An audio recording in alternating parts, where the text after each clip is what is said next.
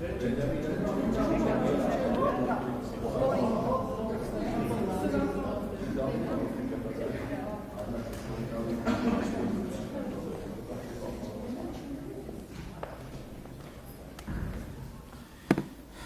ձեզ, հարգելի լրագրողներ, առաջիկա 1 ժամվա ընթացքում պատրաստ եմ ձեր հարցերին պատասխանել համեցեք։ Հարգելի գործընկերներ, խնդրեմ հարցերի երկրորդ շրջանակում ժամանակը որպես հարցեր Ես առաջին հարցը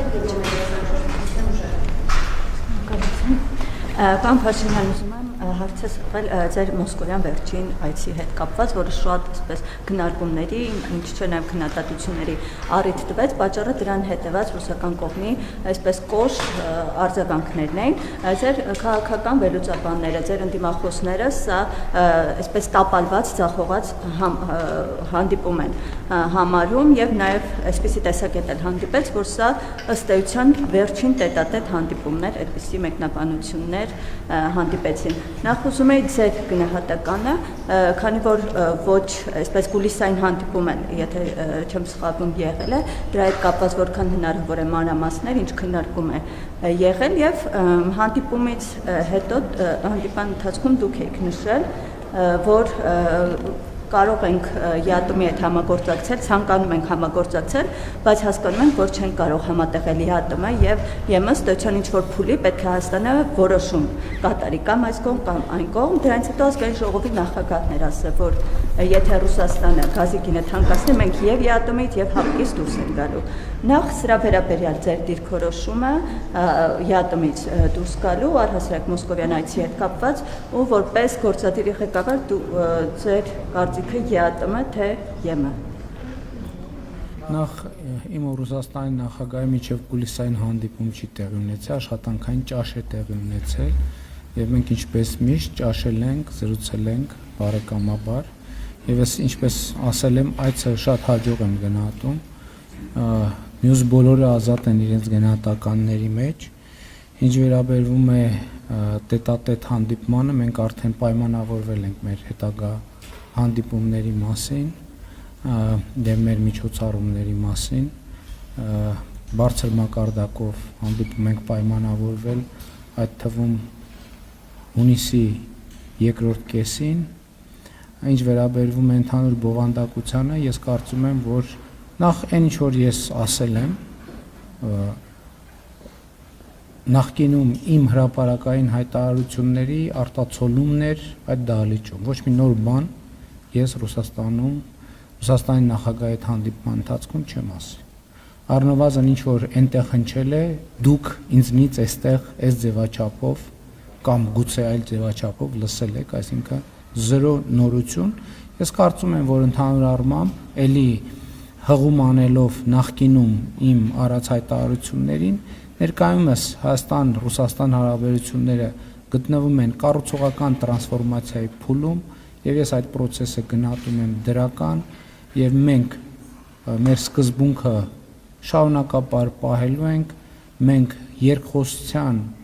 բարեկամական երկխոսության տրամաբանությունից դուրս չենք գալու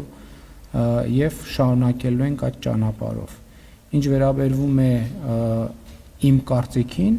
իմ կարծիքը այն է, ինչ որ ես Ռուսաստանի Դաշնության նախագահի հետ հանդիպման ժամանակ ասել եմ, ինչ որ ասել եմ այստեղ ձեզ բոլորիդ, քանի դեռ կա հնարավորություն համատեղել այն քաղաքականությունները, որոնք մենք վարում ենք ԵԱՏՄ եւ Եվրոպական միության ուղղությամբ, մենք այդ քաղաքականությունները կհամատեղենք։ Երբ կգա անհամատեղելիության պահը, մենք կկայացնենք ժողովրդի հետ որոշումներ։ Քանի դեռ այդ պահը չի եկել, ես որևէ լրացուցիչ բան ասելու անհրաժեշտություն չեմ տեսնում։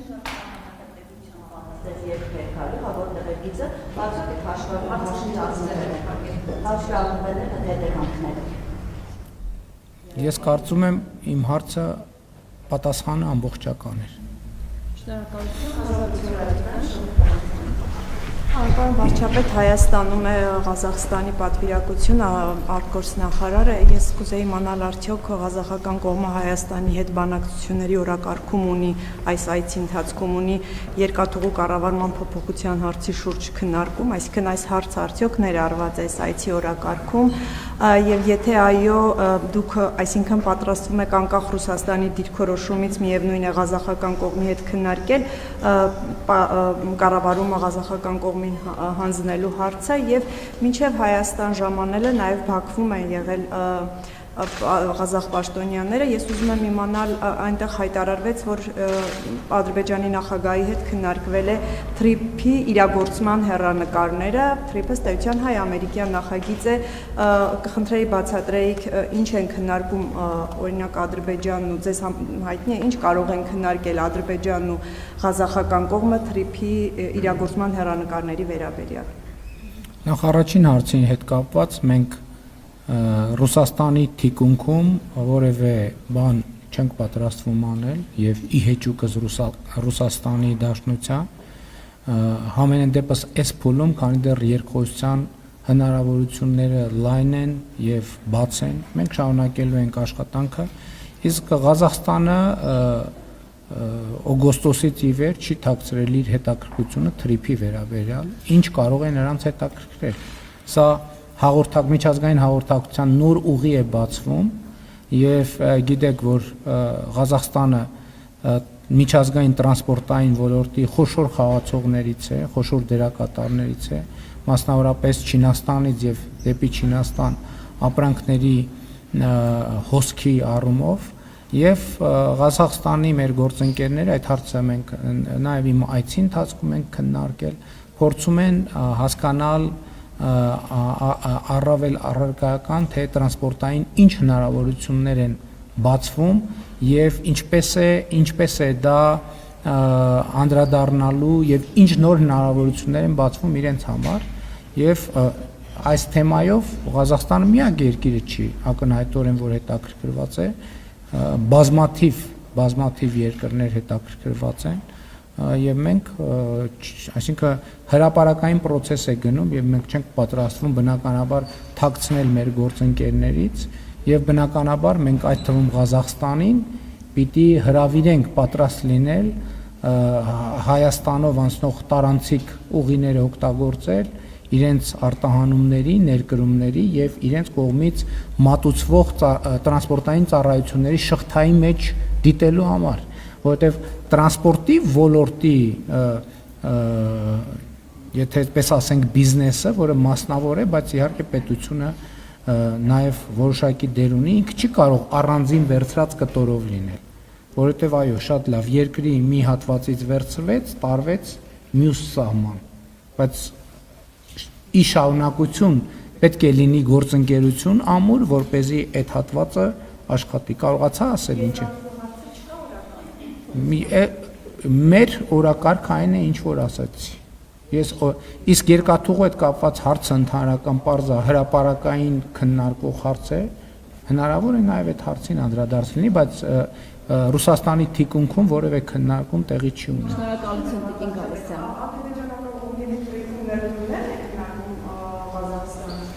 Ոչ, ադրբեջանական կողմի հետ ես ասեցի, որ տրանսպորտը որևէ երկիր իր մի սահմանից ապրանքը վերցնում է տանում է մյուս սահման, չէ՞, այսինքն Չինաստանից վերցնում է, ենթադրենք տանում հասցնում է Ադրբեջան։ Իրան հարկավոր է հասկանալ Ադրբեջանով ոնց կարա շարունակվի, ինչ տարբերակներ կան, եւ պարզա որ թրիփը որպես հնարավորություն, որտեղ Ադրբեջանի ճանապարհը այսօր էլ կա, Ադրբեջան, Ադրբեջանից Վրաստան, Վրաստանից Կարս Ախալքալակով կամ Փոթի կամ Բաթումի, այսինքն այդ ճանապարհները կան։ Հիմա մարդիկ ուզում են հասկանալ թրիփ նախագիծը ինչ հնարավորություններ է բացվելու, որպեսզի իրանք էլ իրենց հաճախորդներին առաջարկեն տարբերակներ, այստեղով անցման, այնտեղով անցման, նույնը վերաբերվում է Ադրբեջանին, նույնը վերաբերվում է Հայաստանին, որովհետև թրիփ նախագիծ, եթե թրիփ նախագիծը շատ լավ, Հայաստանի A սահմանային կետից ապրանքը մտավ, հասավ B սահմանային կետ, բա ո՞նց է շարունակվելու։ Բնականաբար այստեղ պետք է Ադրբեջանի հետ համագործակցություն, Վրաստանի հետ համագործակցություն, Իրանի Իսլամական Հանրապետության հետ համագործակցություն, Թուրքիայի հետ համագործակցություն, որովհետև եթե մեկը վստահ չի, որ այդ ապրանքը մտավ Հայաստան, Հայաստանից դուրս գալու հուսալի ճանապարհներ կան, չի ուղարկի ապրանքը այս ուղղությամբ։ Այսինքն տրանսպորտային ցանցի աշխատանքի հեռանկարների հուսալիության մասին է խոսքը, ու ընդունված է ասել, որպես այդ ամբողջ նախագիծը մենք խաղաղության խաչմերուկն ենք մեր մասում պատկերացնում, բայց ընդհանրական դա մեծ հաշվով միջին միջանցքի մասին է խոսքը կամ տրանս-կասպյան միջանցք են անվանում նաև, այսինքն այդպիսի բազմաթիվ նախագծեր կան։ Այսինքն պոտենցիալ օգտագործողները պիտի գան տեղում հասկանան, այս խոսակցությունը որ Հայաստանում կներեք, նույնիսկ Հայաստանում կան, չէ՞ մարդիկ, որ ասում են հա դե թուղթա գրած այլի, հա դա իրականություն չի դառնալու, եւ կասկած հայտնողներ, այդ մարդիկ էլ առավել եւս խոշոր խաղացողները պետք է գան տեղում հասկանան, ինչա կատարվում է, process գնում է, չի գնում, իրականացվում է, երբ կլինի, իրենք երբ պատրաստ լինեն, արդյոք իրենք իրանց մոտ լրացուցիչ ներդրումներ անելու անհրաժեշտություն ունեն, որպեսզի այս հնարավորություններից լիարժեք օգտվեն։ Եվ այլն եւ այդպես շարունակ։ Էլ չեմ ասում նույն Ղազախստանի պարագայում իրենք այո կարող են ունենալ նաեւ ներդրումային հետաքրքրություններ, որովհետեւ մենք ասում ենք, որ եւ դա ակնհայտ է, որ ներդրումային հնարավորություններ են բացվելու եւ բնականաբար այդ ներդրումները օրինակ Ադրբեջանում էլ կարող են լինել, Հայաստանում էլ կարող են լինել, բայց որպեսզի համոզվեն, որ այդ ներդրումները յետ գնումը տեղի ունենալու, մի անգամ էլ տեղում են ուզում հասկանան, այս իրոք խաղաղության տրամադրությունը խորն է եւ լուրջ է։ Իրոք փոխադարձ ներդրումները փոխադարձաբար օրինակ կարող են խնդիր առաջացնել, թե չէ, եւ այլն եւ այդպես շարունակ։ Շնորհակալություն, հաջորդ հարցը Օրագիր Նյուս։ Կին Գալստյան, պարոն։ Պարոն Փաշինյան, ասում եք, որ եթե սահմանադրական մեծամասնություն չստանաք, սեպտեմբերին աղետաբեր պատերազմ կլինի, ձեր գլխավոր մրցակից Սամվել Կարապետյանն էլ պնդում է, որ ձեր ընտրվելու դեպքում տնտեսական պատերազմ է լինելու։ Որքանով է նորմալ, որ երկու իշխանության հավակնող երկու առանցքային ուժերը հանրությանը պատերազմով են սպառնում, եւ հաջորդ հարցս տեսակետ կա, որ դուք սահմանադրական մեծամասնություն եք ուզում, որ եթե ժողովուրդը մերժի նոր սահմանադրությունը, դուք այն խորհրդարանում ընդունեք եւ ասեք դա անում եք, որ շաբաթվա վերջում պատերազմ չլինի։ Մեկ այլ տեսակետ էլ կա, որ ձեզ սահմանադրական այդ մեծամասնությունը պետք է, որ միայնձնյա գլխավոր դատախազ եւ մյուս ուժայինների ղեկավարներ ընտրեք, որ ձեր իշխանությունը չփլուզվի։ Ի վերջո, ինչի համար է ձեզ պետք սահմանադրական մեծամասնություն եւ խնդրում եմ կոնկրետ պատասխաներ։ Հնարավոր է, կարող է լինել իրավիճակ, որ սահմանադրությունը խորհրդարանում ընդունվի։ Ոչ, չի կարող լինել։ Սահմանադրություն երկրում նոր սահմանադրություն չի կարող ընդունվել առանց համաժողովրդական, այսինքն սահմանադրություն ընդունելու միայն մի տարբերակ կա, դա համաժողովրդական հանրաքվեն, ուրիշ տարբերակ չկա։ Այսօրվա գործող սահմանադրությամբ է, որ խորհրդարանը որոշակի հոդվածներում կարող է փոփոխություններ անել։ Եվ հիմա կոնցեպտուալ ընդհանրապես վեճ կա, քննարկում կա, այդ թվում մեր թիմի ներսում, թե ընդհանրապես խորհրդարանին պետք է արդյոք վերապահել սահմանադրության որևէ հոդվածում փոփոխություն անելու լիազորություն։ Տարբեր տեսակետներ կան եւ քիչ չեն այն տեսակետները, ովքեր պնդում են, որ ոչ սահմանադրության մեջ որևէ փոփոխություն կարող է անել միայն ժողովուրդը, բացառապես ժողովուրդը, որովհետև ժողովուրդն է Հայաստանի Հանրապետությունում իշխանության տերը, կրողը եւ աղբյուրը եւ լեգիտիմության աղբյուրը։ Ինչ վերաբերվում է ձեր նշածին, որ քաղաքական մի ուժ է այսպես ասում, ժողովրդավարությունը դրա մասին է։ Եվ հանրությունն է, ժողովուրդն էլ պետք է լսի այդ ուժերին, տեսնի ում փաստարկներն են իր համար ավելի համոզիչ եւ գնա ըստ այդմ քվեարկություն։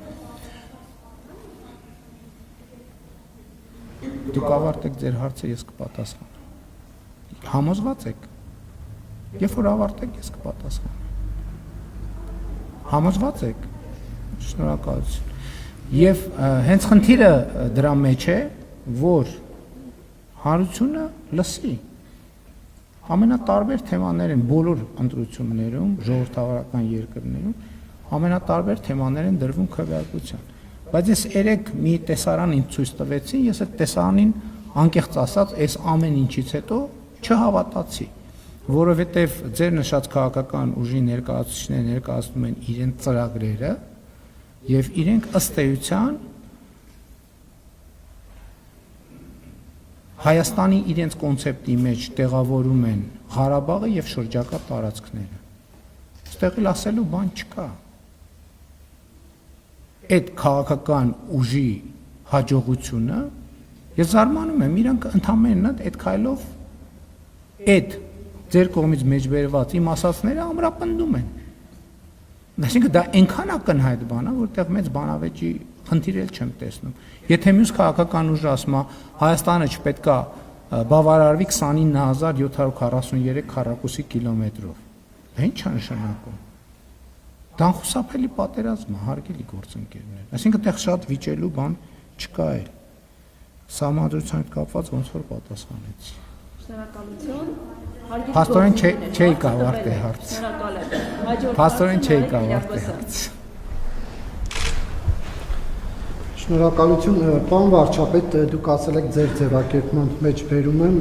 վախենամ Սամվել Կարապետյանը մինչև տարեվերջ բոմժ դառնա։ Ինչ նկատի ունեք, սա ունեզրկման մասին սպառնալիք է, թե ինչ, խնդրեմ սա մեկնաբանեք եւ պարոն վարչապետ, 2 օր առաջ աննախադեպ սպառնալիքի վերաբերյալ մի հայտարարություն լսեցինք, Միացյալ Նահանգների նախագահը հայտարարեց, որ ոչնչացնելու է Իրանի հնագույն քաղաքակրթությունը։ Իրանը Հայաստանի անմիջական հարևանն է։ Այս հայտարարությունից հետո հետաքրքիր է իմանալ, թե Հայաստանի իշխանություններն ինչ արեցին, արդյոք գործողությունների պլան ունեին, թե ոչ, որովհետև անմիջապես մեր հարևանությամբ երկրում էր այդ գործողությունը տեղի ունենալու, իհարկե բարեբախտաբար դա հետաձգվեց կամ չեղարկվեց, բայց այնուհանդերձ Հայաստանը ինչ գործողությունների պլան ուներ, որտեղ մենք ոչ մենակ քաղաքապաշտպանության մասին հայտարարություն լսեցինք, ոչ անվտանգության խորհրդի նիստի մասին լսեցինք։ Պետք է ձեզ անկեղծ խոստովանեմ, որ այդ հայտարարությունից ժամ ու կես հետո հրավիրվել է անվտանգության խորհրդի ընդլայնված նիստ, որտեղ իրադրությունը քննարկվել է եւ ձեր ասած բոլոր հարցերը քննարկվել են, այո, այդ նիստի մասին հրապարակում չի եղել եւ չի եղել։ Ընդհանրապես ես ձեզ ասեմ, պարզապես մենք լուսաբանում ենք անվտանգության խորհրդի հերթական նիստերը։ Անվտանգության խորհրդի ընդլայնված ձևաչափով ես եթե սուտ չասեմ, տենց ամիս չկա, որ մենք 5-6 նիստ չանենք։ Բացարձակապես տենց ամիս չկա։ Եվ վերջին մի ամսվա ընթացքում էլ մենք տասնյակ նիստեր ենք արել, որոնց մի մասը լուսաբանել ենք, մյուս մասը չենք լուսաբանել, որովհետև այսինքն դրա անհրաժեշտությունը չենք տեսել։ Փորձել ենք այդ հայտարարությունը գնահատել մեր դիվանագիտական կապուղիներով մեր ունեցած տեղեկատվությունը գնահատել եւ այլն, այսինքն այդ աշխատանքի մեծ մասը գաղտնիության ռեժիմում է տեղի ունենում եւ բովանդակությունն էլ ամբողջությամբ գաղտնի է, բայց քանի որ դուք հարցը տվեցիք, ես ընդհանրապես այսքանը կարող եմ ասել։ Այո, հիմա գիտեք ինչ, արդեն տեսեք, ասում եք ունենալու էր, փառք Աստծո, հիմա ես 3 գրառմամբ ողջունել եմ եւ հիմա էլ ողջունում եմ հրադադարի շուրջ պայմանավորվածությունը եւ ես նաեւ երկու երկրների ղեկավարությանը ճանաչելով համոզված եմ, որ ամեն ինչ կարվի խաղաղ հանգուցալուծման համար եւ ուզում եմ նաեւ շնորհակալություն հայտնել նրանց երկու կողմերին հրադադարի համաձայնությունը ձեռք բերելու համար, որովհետեւ պատկերացնում եմ, թե դա ինչքան դժվար է տրվել։ Ինչ վերաբերվում է իմ հայտարարությանը, ես տեսա, որ ամենատարբեր մեկնաբանություններ կան, եթե զգացել եք իմ այդ հայտարարության մեջ սպառնալիքի որևէ էլեմենտ չկա, որովհետև ես խոսում եմ, ես չեմ ասում, ես խոստանում եմ կամ ես ասում եմ, ես վախենում եմ, որ այդպես տեղի կունենա, ինչ եմ վախենում, որովհետև կարծում եմ, որով ձեր նշած անձը այն խոստումները, որ տվել է որոշ շրջանակների, որոնք նաև Հայաստանից դուրս գտնվող որոշ շրջանակների, որոնք որոշակի բան ունեն, լծակներ ունեն նաև իր ունեցվածքի վրա, ակնհայտ է, որ ինքը իր ստանձնած պարտավորությունները չի կատարելու եւ ակնհայտ է, որ այդ ամբողջ ունեցվածքը իր ձեռքից վերցվելու է եւ ես դրա համար շատ ցավում եմ, որովհետեւ չի ուզենա, որ որևէ տեղ հայկական համարվող որևէ կապիտալ զրոյացվեր։ Չեմ կարող ասել։ Չեմ կարող ասել։ Թող ինքը ասի։ Համեն դեպս ես ուրիշների խոստումները հանրության ներկայացնող սուբյեկտը չեմ։ Դրա համար կան սուբյեկտներ, թող իրենք պարզաբանեն, ում ինչ են խոստացել, ում առաջ ինչ են պարտավորվել, ում ինչ են հավաստիացրել եւ այլն եւ այդպես շարունակ։ Դա մեզ հետ կապ չունի։ Մենք մեր process-ները թափանցիկ կերպով, որը էլի այս կոնտեքստի հետ կապ չունի, դուք գիտեք նաեւ Հայաստանի էլեկտրական ցանցեր ընկերության պատմությունը, որը հիմա ըստ էության պետականացված է դե ֆակտո եւ դե յուրեն էլ տեղի կունենա, բայց դա արվել է այդ թվում Հայաստանի սպառողների պահանջով։ Ես ուզում եմ հիշեցնել ձեզ, ես դրա մասին տասնյակ անգամ խոսել ենք եւ տասնյակ անգամներով աշխատանքային կարգով մենք զգուշացրել ենք, որ այսպես չի շարունակվելու։ Դա տևել է տարիներ եւ կայացվել է որոշում։ Հիմա Հայաստանի էլեկտրական ցանցերը Հայաստանի կառավարության, պետության, տիրապետության ներքո են եւ կշարունակեն այդպեսին լինել։ Եվ մեր պլանը էլ եմ ասում, որովհետեւ իրավական ընթացակարգեր կան, ես այսպես ասած իմ տեսադաշտում գտնվող հատվածը կարող եմ մեկնաբանել, որ մեր լավագույն նպատակադրումն է, որ այն դե յուրե արձանագրվի որպես Հայաստանի Հանրապետության սեփականություն եւ մենք միջազգային թափանցիկ մրցույթով հրավիրենք հնարավոր ամենաարդյունավետ եւ ամենապրոֆեսիոնալ կառավարչին, որպեսզի նա Հայաստանի էլեկտրական ցանցերը կառավարի այնպես, որպեսզի Հայաստանի սպառողների շահերը պաշտպանվեն եւ ոչ թե կառավարվի այնպես, որ մեր սպառողների հաշվին բանկերից տոկոսներով վարկեր վերցվեն եւ իրար միջև հարազատների, բարեկամների միջև բաշխվեն եւ Հայաստանի ընդհուպ զորամասերի եւ պետական մարմինների վրա հավելագրումներ անեն էլեկտրական հոսանքի, խնայելով որոշ լրագրողների։ Շնորհակալություն, հաջորդ հարցը։ Պարոն վարչապետ, հրապարակվել է ուժեղ Հայաստանի ընտրական ցուցակը, որը գլխավորում է Նարեկ Կարապետյանը, սակայն այս քաղաքական ուժը իր թեզը կառուցում այնպես, որ Սամվել Կարապետյանն է լինելու իրենց վարչապետի թեկնածուն։ Արդյոք այս քաղաքական ուժը իր քարոզարշավը չի կառուցել եւ կառուցելու նրա վրա, որպեսզի սահմանության տարրն ու ոգին խեղաթյուրի։ Դե գիտեք, հիմա կարծում եմ այլևս ամբողջ աշխարհը գիտի, որ ձեր նշած անձը չի կարող լինել վարչապետի թեկնածու եւ պատգամավորի կամ վարչապետի թեկնածու։ Եթե Հայաստանի Հանրապետությունում դեռ մարդ կա,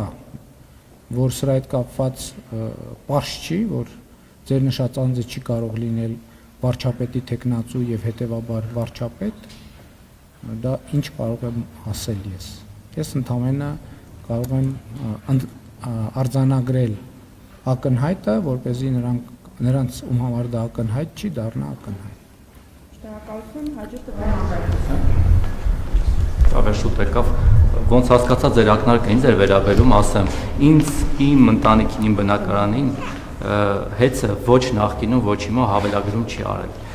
Ամոթ կլիներ մի 2000 դրամի ինչ-որ տենց հավելագրումներ պլյուս մինուսներ,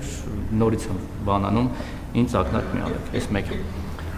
Երեք հակակոռուպցիոն կոմիտեն 5 թե 6 խիստ վտանգավոր հանցագործի ձերբակալեց, որոնցից 3-ը նախկին պաշտոնյաներ էին Արման Սահակյանը,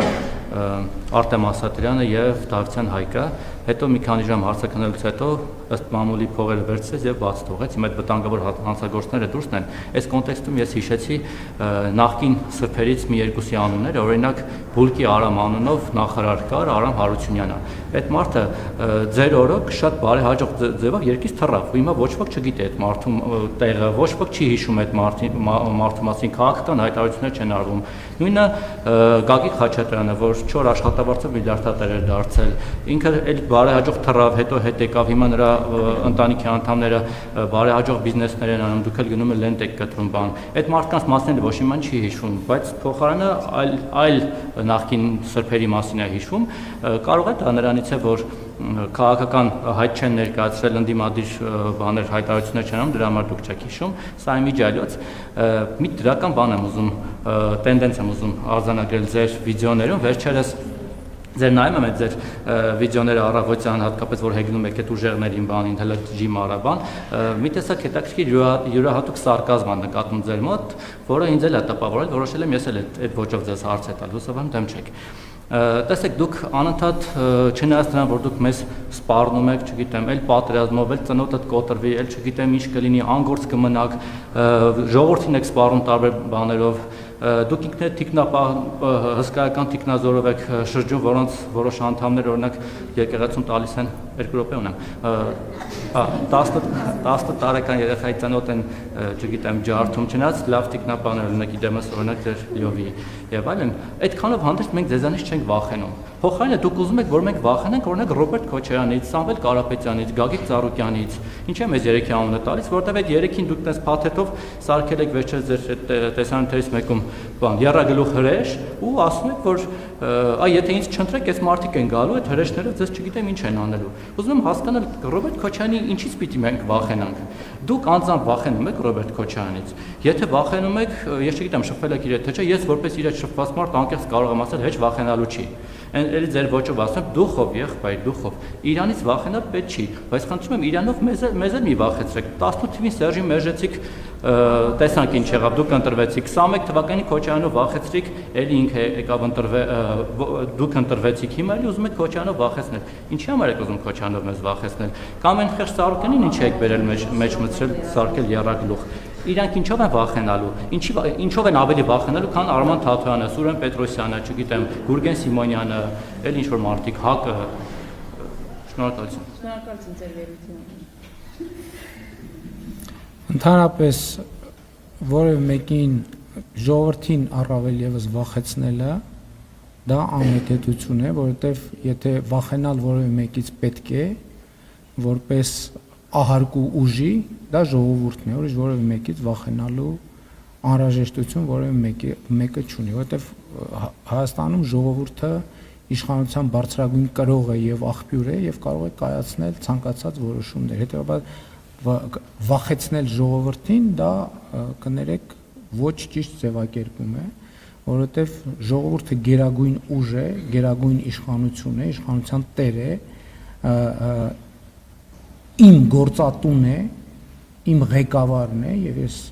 չեմ կարող նույնիսկ մտքովս անցնել, որ ես ժողովրդին վախեցնեմ։ Էսա պատճառը, որ մենք նաեւ ժողովրդին փորձում ենք հաշվետու լինել մեր արածների, մեր չարածների մասին եւ հաղորդակցության մեջ լինել։ Ինչ վերաբերվում է ձեզ այդ հաղորդակցությանը, ես հաղորդակցվում եմ երբևէ գուցե ազատ ոճով, երբևէ գուցե ստեղծագործաբար, երբեմն գուցե պատկերավոր, երբեմն գուցե էմոցիոնալ, բայց ես չեմ հիշում, որ ես ձեզ սպառնացած լինեմ ծնոտ ջարդելով, ես ընդհակառակը հիշատակել եմ այն դեպքը, որի մասին դուք ինքներդ եք պատմել, ես այդտեղ ներկա չեմ եղել, կներեք,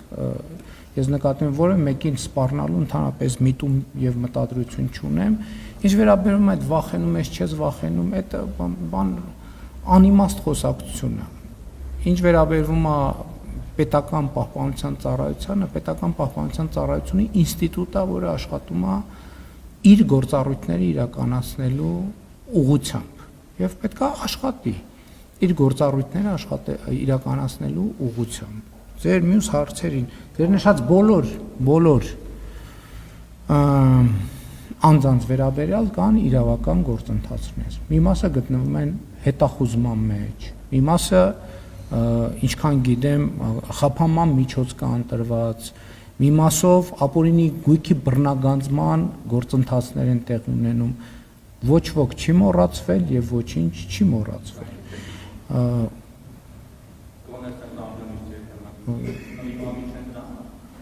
Իսկ ով ասում ընդդիմադիր չեն։ Դե բա որ չգիտենք ուրա ինչա, ինչ իմանանք ընդդիմադիրը, բա ինչ գիտեք ընդդիմադիր չի, եթե չգիտեք ուրա։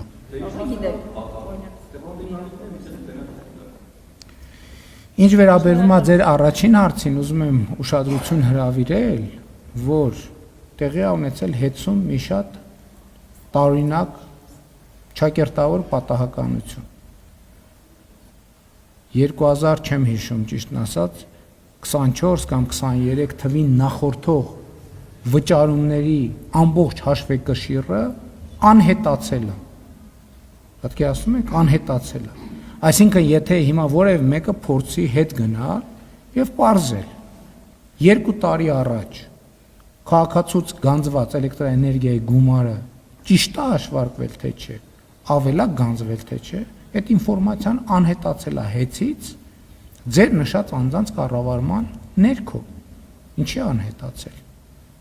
Կարա պատահական կամ այդ ինչ ընկերություն է, այդ ինչ կառավարում է, որ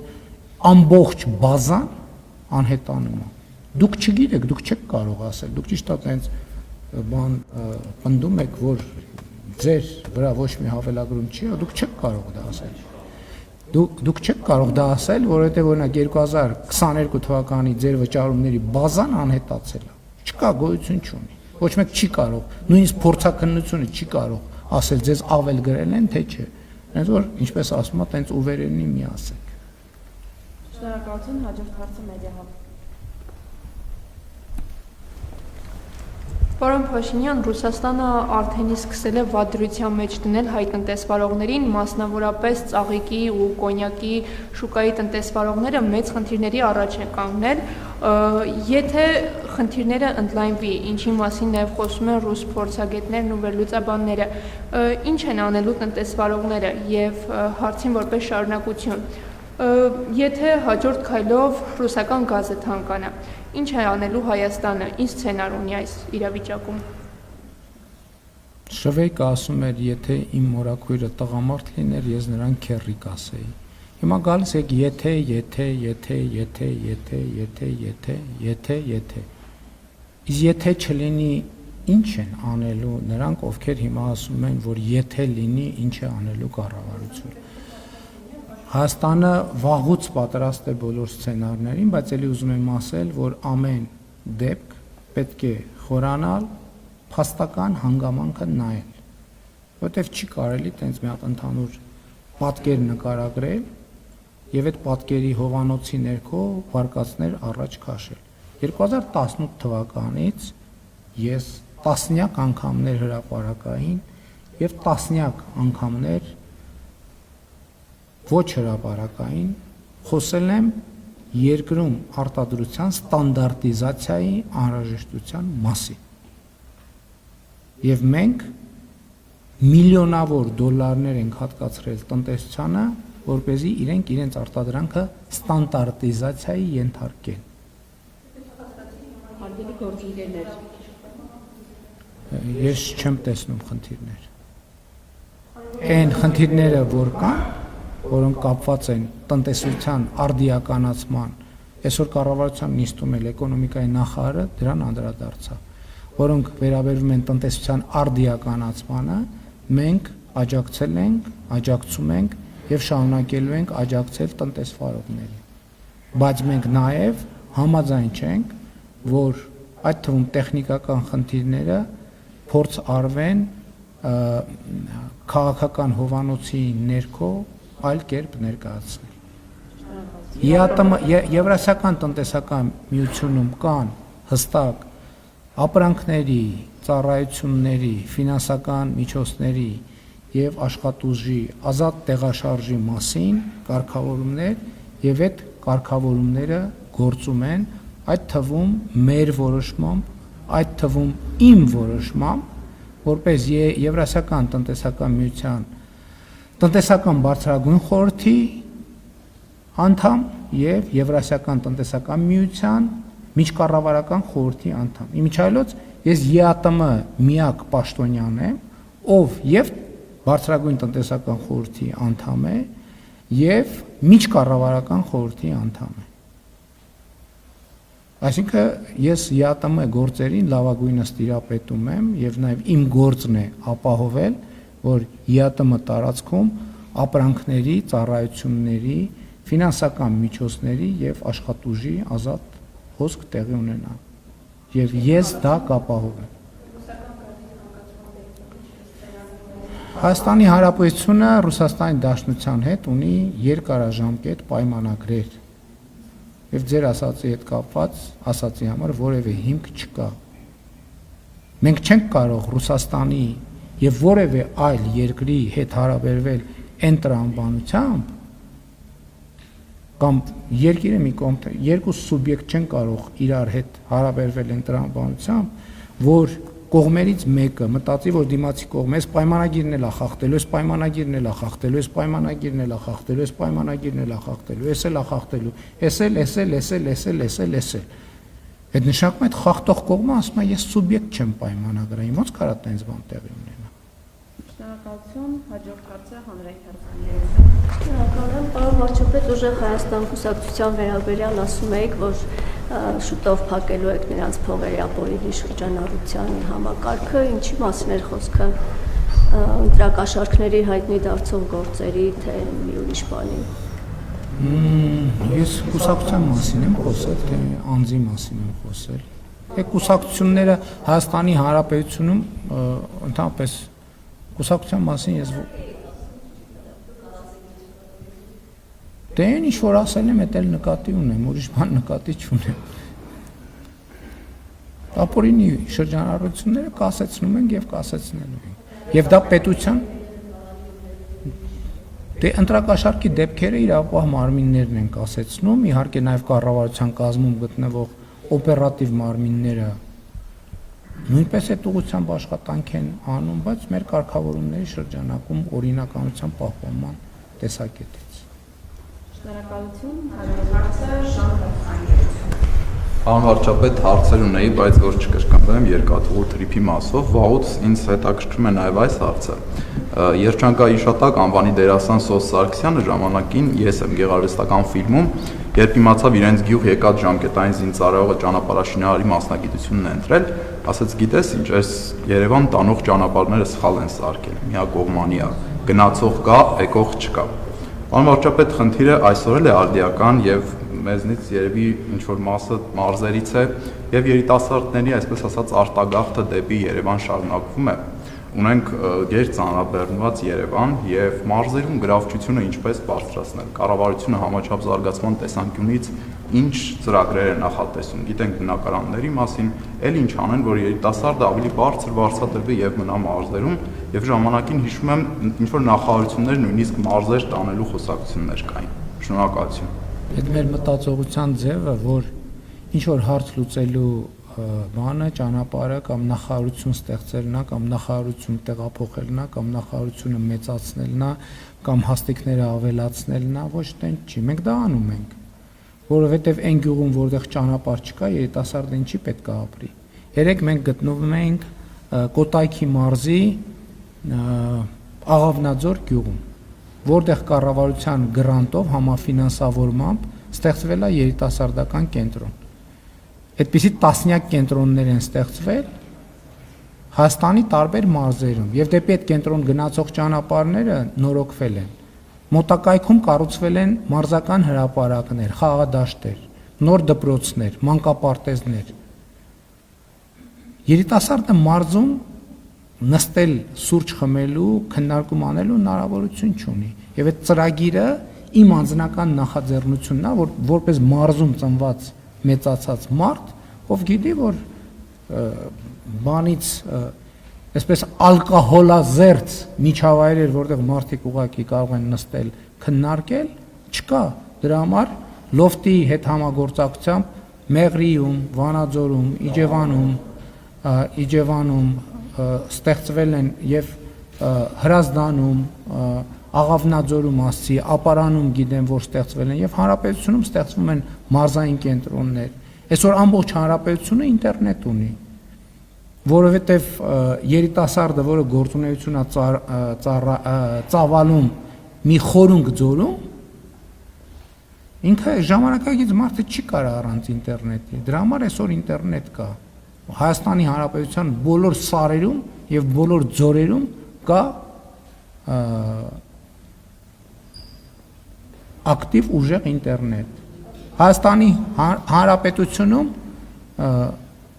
YouTube-ը մոնետիզացված այլևս, որ այդ թվում երիտասարդները իրենց գյուղական կյանքի մասին բլոգներ վարելով կարողանան գումարներ վաստակել։ Հիմա փորձարկման շրջանը մայիսից արդեն կլինի։ այսինքն կներեք դա հոմի process չի, 1000 ներողություն մեքենա վարում եք, հա։ Այսինքն դա մի process չի, որ արգելակես հետո 1000 ներողություն ռուչնոյ տորմուզը քաշես ու վերջ կանգնի։ Բայց տասնյակ տարիներով գնացած process-ը դանդաղեցնելու, կանգնեցնելու, հա, ուրիշ բան ենք անում։ Այսօր տենց էլ չի կարող, օրինակ Պաշտպան հայրենիակ ծրագիրը ինչ դերակատարում ունի։ Պաշտպան հայրենիակ ծրագրով զորակոչիկը դառնում է պայմանագրային զինծառայող, ապրում է իր տանը, իր միջավայրում եւ ստանում է 200,000, 300,000, 400,000, 500,000, 600,000, 700,000 դրամ աշխատավարձ։ Այդ ամեն ինչը դրա համար են։ Բա երիտասարդն ինչի է գալիս Երևան, որովհետեւ ուզում է իր երեխան նորմալ դպրոց գնա։ Այսօր բազմաթիվ մարզերում, բազմաթիվ գյուղերում կան այնպիսի դպրոցներ, որ Երևանում այդպիսի դպրոց չկա։ Երիտասարդն ինչի է գալիս Երևան, ուզում է իր երեխան մանկապարտեզում լինի, որ ինքն էլ կինն էլ աշխատելու եւ ընտանիքում ներդրում անելու հնարավորություն ունենա։ Այսօր հանրապետության մենք 500 մանկապարտեզի ծրագիրը ավարտում ենք։ Հաջորդ փուլում արդեն նախընտրական ծրագրի մեջ նշել ենք 100 մանկապարտեզ։ Ինչ ենք նշել 100 մանկապարտեզ, որովհետև մտածում ենք, որ արդեն այնքան կառուցել են, որ մոտավորապես 100-ի պահանջարկ է մնում դրանից հետո։ Չնայած պարզվի 100 չի, 150-ը 150-ը կկառուցենք, պարզվի 200-ը 200 կկառուցենք։ Բայց ամեն ինչը դրա մասին է, որ Հայաստանում туриզմի առաջին եռամսյակում Հայաստանում ներգնա տուրիստների բացարձակ պատմական ռեկորդ է գրանցվել։ Բայց դա ինչի մասին է։ Դա նրա մասին է, որ երիտասարդը իր գյուղում կարող է հնարավորություն ունի մի փոքր բիզնես դնել տուրիստական ոլորտի, туриզմը գրավիչ դարձնելու համար։ Իմ մայրենի գյուղը, ասեմ, Հաղարծին գյուղը, որ բազմաթիվ երիտասարդներ ինչ են անում։ Իրանց հին վիլիսները դզում են կամ նիվաները դզում են, փչում են, գույներով ներկում են եւ զբոսաշրջիկներին տան բարձրացնում են դիմաց սար, իջեցնում են եւ շատ ավելի մեծ գումարներ են աշխատում, քան նախկինում կարող էին անել փայտի հետ կապված կամ անտառահատման հետ կապված գործերով եւ այլն եւ այդպես շարունակ։ Երեք ես բան գյուղից Արա գյուղից նոր ավտոճանապարհով եկա հասա Բջնի։ Տասնյակ տուրիստական օբյեկտներ են նոր ձևավորվում, տասնյակ, որոնք շինարարության փուլում են, որոնց մի մասը կհասցնի այս սեզոնում բացվել, մյուս մասը չի հասցնի։ Բայց դա ինչի մասին է։ Դա երիտասարդների իրանց գյուղում ապրելու մասին է։ Ենոքավան գյուղում այսօր իմ արդեն հայրական գյուղում, Հաղարծինը մայրական կողմի գյուղն է։ Տասնյակ երիտասարդ ճանապարհը նախ գտնվում է փայլուն վիճակում, իր պատմության մեջ տենց ճանապարհ չի եղել, տասնյակ երիտասարդներ են այնտեղ աշխատում եւ ընդհակառակը այդ են դեպքն է, որ Երևանից են գնում աշխատանքի։ Օրինակ այնտեղի ռեզորտներում Երևանից հանրապետության տարբեր մարզերից աշխատող տասնյակ երիտասարդներ կան։ Եվ հետեւաբար այս էլ այն դեպքը, որ մեր ինֆորմացիաների իներցիոն է, ամբողջական չի։ Նոր հիշեցի, Ենոքավանում օրինակ տասնյակ մարդիկ կան, որ Երևանից են գնում, այնտեղ աշխատում։ Շնորհակալություն, հաջորդ հարցը Նյուզային։ Պարոն Փաշինյան, ԵԱՏՄ-ի հետ կապված, գազգնի թանկացման հետ կապված, դուք ասացիք, որ եթե թանկացնեն, պայմանավորվածության խախտում կլինի։ Ես այդպիսի բան չասեցի։ Դա ասեք ինչպես։ Ես այդպիսի բան չասեցի։ Ես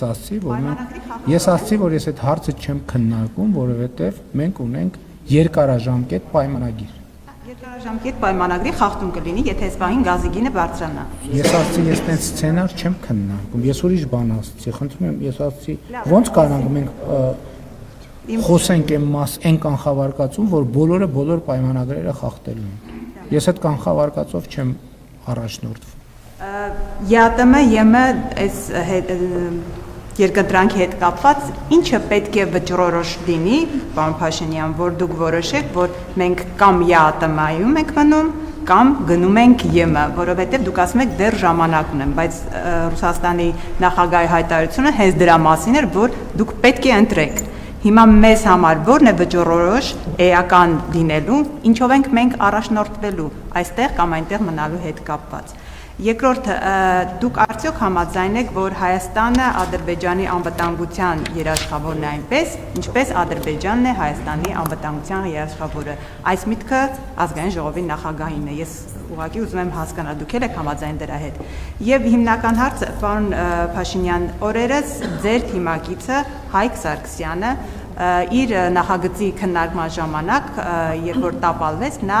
ասաց, որ խմբակցությունում քննարկում է եղել եւ թիմակիցները նրան ասել են, որ իր բառերով եմ մեջբերում եմ, բրեքս վարչապետ ես բերում, այսինքն ձեզանով են վախեցնում ձեր թիմակիցներին, այդ վախի հետ կապված, որ ասում եք, փաստորեն կա միտեղ, որտեղ ձեզանով վախեցնում են ձեր թիմակիցները մեկը մյուսին։ Եվ ընդհանուր առմամբ Հայկ Սարգսյանի հայտարարությունները բանակի հետ կապված ձեր թիմակիցն է դա ասում, ոչ թե ընդդիմադիր, ոչ թե լրատվամիջոցներ, այլ հենց ձեր թիմակիցը, որը պաշտպանության եւ անվտանգության հարցերի հանձնաժողովի անդամ է։ Բանակի հետ կապված բազմաթիվ մեղադրանքներ հնչեցրեց։ Հիմա խնդրում եմ դուք եւ վախենալու մասով եւ ինչու բանակը այս վիճակում է ըստ ձեր թիմակցի հայտարարությունների։ Ուրեմն մենք տասնյակ հանդիպումներ ենք ունեցել մարզերում եւ քաղաքներում, գյուղերում եւ ես մարդկանց հետ շփվելիս ստիպված եմ եղել տասնյակ անգամներ հրավիրել, որովհետեւ պարոն Պապիկյանն էլ իր հերթին է շփումներ ունենում պարոն Պապիկյանին, որովհետև տասնյակ, եթե չասեմ հիմա թիվը չխառնեմ, մարդիկ ինձ մոտեցել են, որպեսզի շնորհակալություն հայտնեն բանակում տիրող իրավիճակի եւ բարեփոխումների համար։ Ես Պապիկյանին հրավիրել եմ, որպեսզի այդ մարդիկ նախարարին հայտնեն այդ շնորհակալությունը, իհարկե կառավարությունն է առաջնորդում, բայց գործողությունները իրականացնում է նախարարը եւ պիտի արձանագրեմ, որ Հայաստանի բանակը եւ սննդի, եւ հագուստի, եւ սպառազինության, եւ բարոյահոգեբանական վիճակի, եւ պաշտպանունակության առումով երբեք այսպիսի լավ վիճակում չի եղել։ Մնացածը ով ինչ քաղաքական նկատառումով կասի, ինձ համար կարևոր են զինվորները, նրանց ծնողները եւ նրանց ծնողների արձագանքը։ Բայց դա չի նշանակում, որ բանակում խնդիրներ չկան։ Աշխարհում տենց բանակ չկա, որտեղ խնդրեմ չկա։ Աշխարհում տենց երկիր չկա, որտեղ խնդիրներ չկան։ Բայց Հայաստանի Հանրապետության անվտանգության խորհուրդը եւ կառավարությունը, պաշտպանության նախարարությունը ընդունել է բանակի կերպափոխման տեսլականը, եւ այդ տեսլականը ռազմավարությունը հայեցակարգը քայլ-քայլ իրականացվում է եւ իրագործվում է։ Այն մնացած հայտարարություններին ես անդրադառնալու կարիք չեմ տեսնում, որովհետև երբ որ փորձում եմ հայտարարությունների շուրջ պարզաբանումներ ստանալ, պարզվում է այդ հայտարարությունները հնչել են, ինչ որ բան սխալ են հասկացել, հետո պարզվել է, որ ինչ որ բան նեն չի, հետո պարզվել է, որ իրականում ինչ որ ասվել է տենց չի, այլ բան, որ մարդիկ ովքեր հայտարարություն են անում, հետո պարզվում է, որ այդ հայտարարությունը սխալ փաստերի վրա է հիմնված լինեն, պետք է ունենան նույնքան քաղաքական կամք կանգնելու ասելու ժողովուրդ ջան, գիտեք ինչ, այդ փաստը, որի մասին ես խոսում եմ, պարզվեց, որ դա այդքան էլ այդպես չի։ Եթե այդպես է, խոստովանենք, որ այդպես է, եթե այդպես չի, խոստովանենք եւ որ այդպես չի։ Եվ ելի եմ ասում, կարող են նաեւ լինել ընդհանրապես խնդիրներ կան, շատ կան խնդիրներ։ Բոլոր ոլորտներում էլ կան խնդիրներ։ Այդ խնդիրները լուծվում են, բայց էլ եմ ասում, մի խնդրեմ լուծում ես, դա նշանակում է պետք է պատրաստ լինես 3 խնդրի հայտ գալու։ Եվ դա բնականon process է, դա զարգացման process է, եւ դուք ինչ է բանակը կտեսնեք, համոզված եմ մայիսի 28-ին եւ ձեր գնահատականները կտաք։ Ինչ է տեղի ունեցել բանակում։ Ինչ է փոխվել բանակում։ Փոխվել է թե չի փոխվել։ Ադրբեջանի եւ Հայաստանի հետ կապված ես ասել եմ, որ անվտանգության ամենահուսալի երաշխիքը խաղաղությունն է։ Դա այդպես է թե Ադրբեջանի, թե Հայաստանի, թե Վրաստանի եւ բոլոր երկրների համար իմ կարծիքով, չնայած դա իմ իրավասությունը չի եւ ես չեմ կարող իրավունք վերապահել, բայց ինձ թվում է հիմա ինչն է առանձնահատկությունը, որ տարածաշրջանային անվտանգության որոշակի ընկալում կարող է ձևավորվել, ինչը իմ կարծիքով լավ է, որովհետև առանձին վերցրած երկրում անվտանգություն չի լինում։ Եվ անվտանգությունը իհարկե պետք է ամեն երկիր ունենա իր ներքին համակարգերը, իր անվտանգության համակարգերը, բայց ինչքան լայն է անվտանգության այդ ընկալում, այնքան ավելի լավ։ Հիմա ենթադրենք Հայաստանի եւ Ադրբեջանի համար խաղաղությունը անվտանգության երաշխիք է, թե երաշխիք չի։ Իհարկե երաշխիք է։ Այդ խաղաղությունը ում միջև է կնքվել։ Հայաստանի եւ Ադրբեջանի։ Իրանք ում համար են այդ խաղաղությունը կնքել։ Իրանք իրանց համար, բայց իրանք իրանց համար կնքելով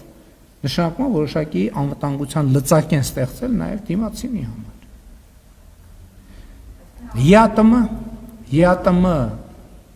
ԵԱՏՄ ասիկ որն է այն պահը, որ ես պետքա որոշեմ։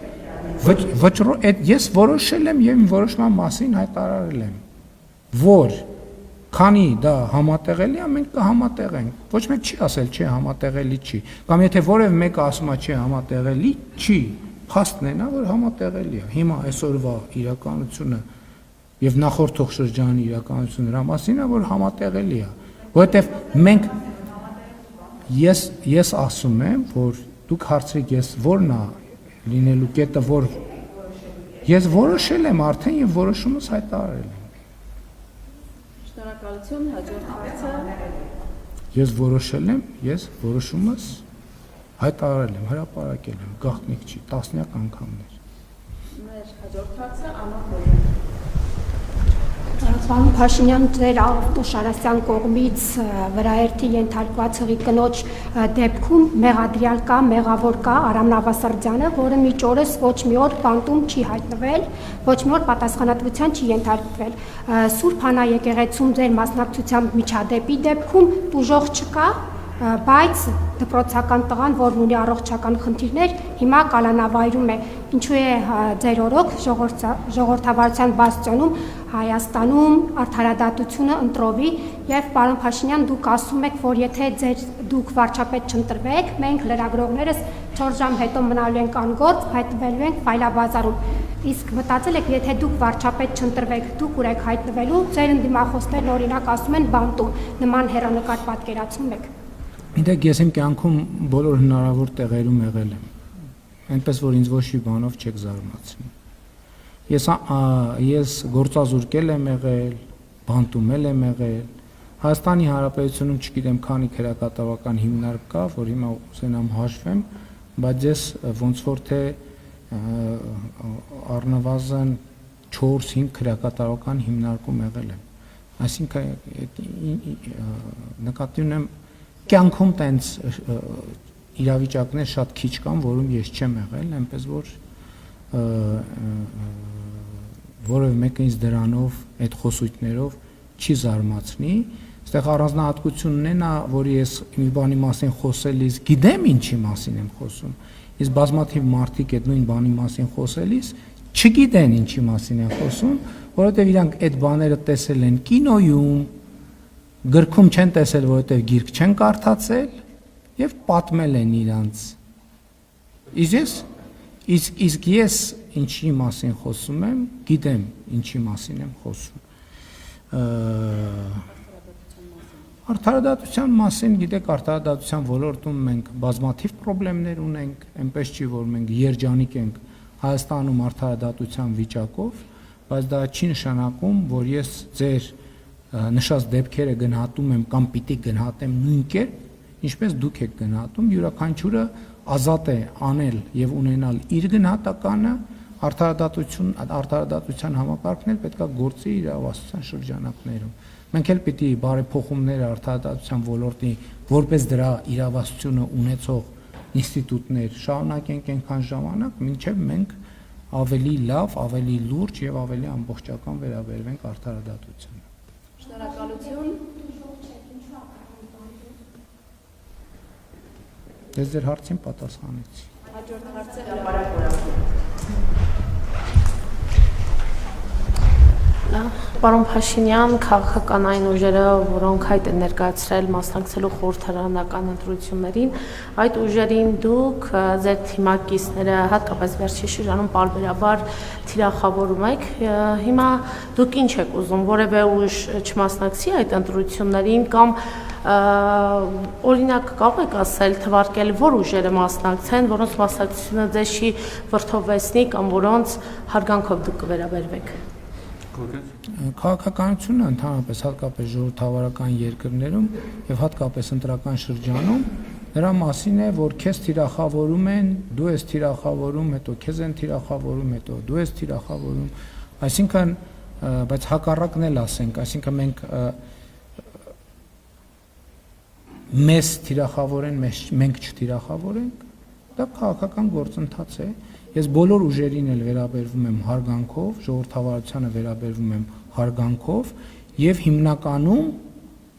հարգանքի չափաբաժինը նաեւ որոշակի կապ ունի նրա հետ, թե ինչքանով են իրենք հարգալից, որովհետեւ դա հաղորդակից անոթի տրամաբանություն է, մենք վակուումում չենք կարող ապրել։ Այսինքն ինչքան կլինեն հարգալից, այնքան կստանան հարգանք, ինչքան կլինեն անհարգալից, այնքան կստանան անհարգալից պատասխան, իհարկե շատ ավելի պակաս անհարգալից, քան նրանք ցուցաբերում։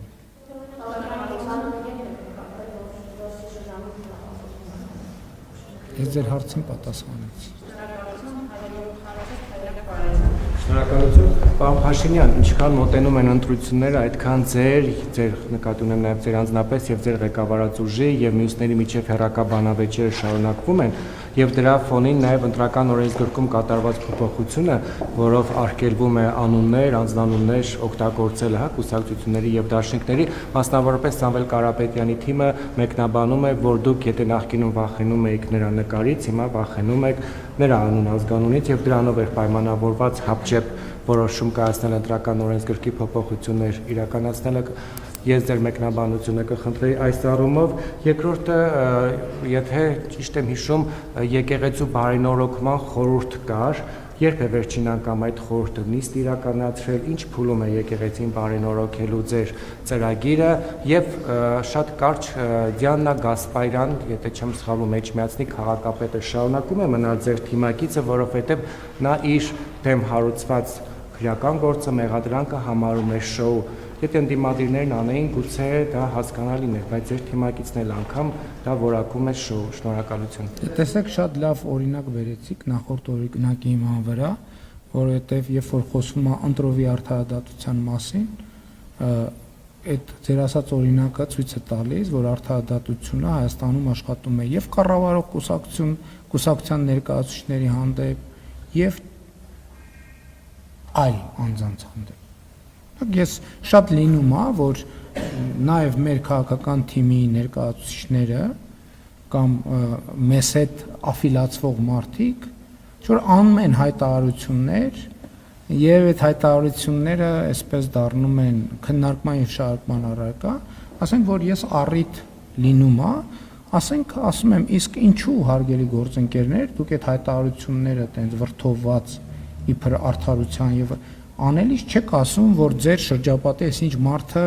վերջերս դատապարտվել է այսինչ հոդվածով, այն մյուսը նկատմամբ քրեական գործ է հարուցվել այսինչ հոդվածով եւ այլն եւ այդպես շարունակ, որովհետեւ հա լինում է, որ մարդկանց երբեմն թվում է, որ իրանք ԿՊ-ի անդամ են, իրանք ինդուլգենցիա ունեն, ոչ 2018 թվականից սկսած արդարադատությունը նույն կերպ մի մասն է անդիմադիր է դարձել, տեսել եք։